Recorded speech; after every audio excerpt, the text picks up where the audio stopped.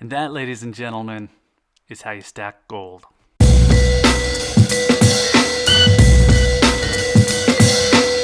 All right, it looks like it's going to be another crazy week for the price of gold, and I think that this entire year has been pretty big on volatility and uncertainty. And anytime we start getting toward the end of the year, I start planning for the next, and the biggest thing to me is I want to try to create some certainty because it's certainly not happening on its own. I think there are probably a few events ahead of us that are going to send the price of gold down. I think one of them is coming later this week. But I also think there are macro factors that are driving gold prices up over the long term. So I have a baseline plan that revolves around small routine purchases. And then inside of that plan, I really don't worry a whole lot about price fluctuations. So even if 2021 and 2022 brought lower gold prices, there's nothing in my buying plan that I would regret. Buying this stuff is one of those ways that I create a little bit of certainty. Gold is just a really great asset in case there's an opportunity that requires cash that I don't have immediate access to, or if there's an emergency event or some kind of loss of income.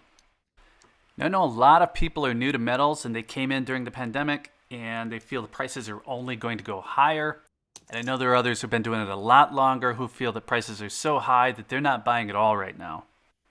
But personally, I look at everything going on in 2020 as something we have no way of controlling, so I want to keep pressing ahead with my plan, even though prices continue to climb.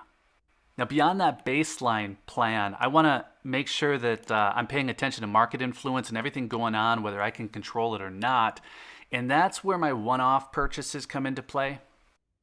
So I bought 3 ounces of gold in 2020 using the standard baseline routine plan. And then I bought 12 more in one-off purchases. Now I could analyze each of those one-off purchases on their own, and you probably could too, and guess at whether or not they made sense, but I won't ever know if they're good purchases until the time of their sale. Now honestly, I just always feel a little bit funny even mentioning the number of ounces that I'm purchasing because I know 2020 has had a very different effect on different people. And if I was particularly hard hit by it myself, I wouldn't be able to take advantage of dips or jump on nice to haves. Those one-off purchases would have been a lot different. Now for the record, 2020 was not a good year for me, but anything beyond that 3 ounces for me was an opportunity buy. So kind of moving away from the number of ounces for a minute, 80% of my gold purchases were opportunity buys. And that seems pretty high, but here's what I like about that. I've been able to control when I'm buying, what I'm buying, how much I'm buying, and I'm able to look for other opportunities as well. And I'm bringing this up for a few reasons. First of all, I think it's just important having a plan. And for that aspect of my gold buying this year, or any year really, I don't get stressed out about price fluctuations. 5% fluctuations are blips. And second, I think it's important to create a plan that doesn't eat up all of my available capital to the point where I can't take advantage of opportunities that come up. So like Bitcoin, Ethereum, Tesla, and a few others, those purchases have multiplied where my gold purchases have made incremental gains this year. Tesla multiplied, Bitcoin and Ethereum went up something like 50%. Now, I can't control what's going on with the price of those assets, but I can take control of some gains by jumping on and off other opportunities. I'm definitely not recommending anybody jumps on Bitcoin or Ethereum or Tesla or whatever else. Next year it could be something entirely different. What I find personally, though, is that if I'm interested in something, I can make a small purchase, and then that tunes me into what's going on with the asset and makes me more aware of future opportunities. I had Bitcoin previously, I had Tesla previously, so I could see what was happening with the amount that I had of it, and that helped me with larger purchases. And gold works a little like that as well. So because I'm making those smaller planned purchases, I'm tuned into prices. So even though I'm not concerned at all about price dropping after I make one of those smaller purchases, I'm aware of it. So if I see a big drop after I make one of those smaller purchases, rather than getting worked up about it, I'm able to actually make a bigger purchase on the dip. Now, a few videos back, I talked about what I'd do if I was starting from scratch and then what I might have missed out on 20 years ago or any time in between. And it's very clear to me that the things that I regret are the things I didn't do rather than the things that I did. Well, mostly anyway.